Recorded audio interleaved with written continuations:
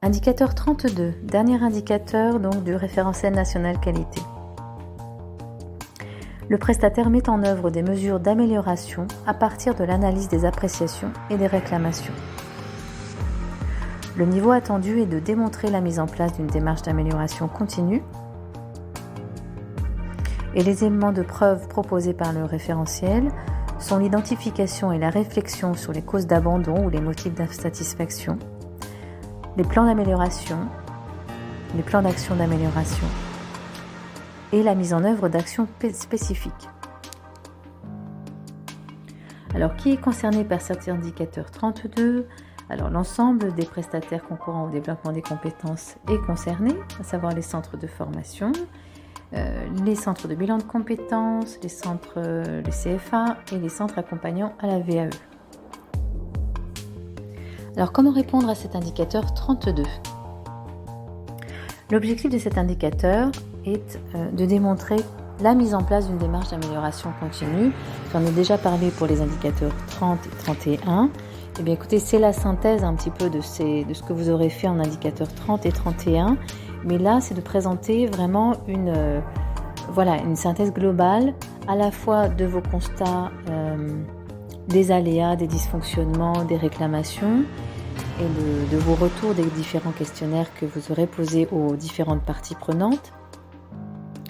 Et donc de démontrer qu'il y a bien eu des actions définies, des responsables d'action, des échéances et voir bien évidemment que ces actions ont été clôturées, ces incidents ont été clôturés. C'est vraiment des choses classiques en système qualité et en démarche d'amélioration continue. C'est les rubriques typiques d'un plan d'amélioration continue. Quelles sont les preuves que vous pouvez apporter ?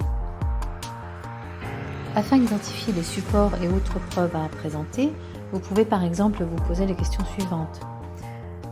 Avons-nous eu dernièrement des mesures d'amélioration à mettre en place ?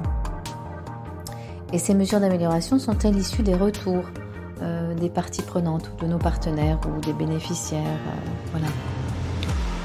Et enfin, disposons-nous d'un plan d'amélioration continue ? Pouvons-nous prouver la mise en place de mesures d'amélioration ? Alors, si l'on reprend les éléments de preuve proposés par le guide, alors il précise l'identification et la réflexion sur les causes d'abandon et les motifs d'insatisfaction. En effet, là, c'est vraiment des réflexions à avoir quand vous avez beaucoup d'abandon ou des motifs d'insatisfaction, des réclamations importantes.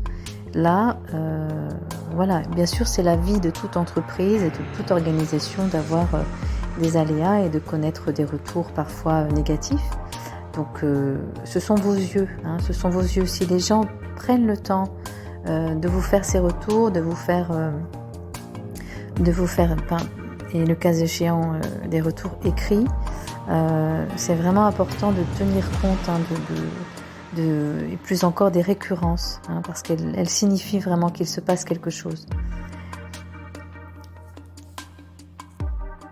Et donc là, bien sûr, en tant qu'auditeur, on s'attendra aussi à avoir un plan d'action qualité, un plan d'action d'amélioration qui prouvera la mise en œuvre d'actions spécifiques.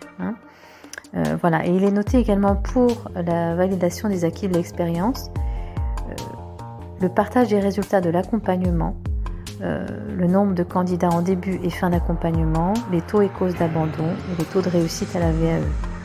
Ça, ce sont autant d'éléments que l'on pourra avoir et éventuellement dans le plan d'amélioration continue des actions pour renforcer les mesures de prévention de l'abandon. Voilà, tout incident que vous pourrez noter dans votre organisation sera intéressant de retrouver dans le plan d'amélioration continue les actions plus stratégiques, disons, à remettre en place. Alors, dernière précision, pour les nouveaux entrants, l'indicateur sera audité à l'audit de surveillance à 18 mois. Donc cet indicateur 32 sera peut-être non applicable en audit initial.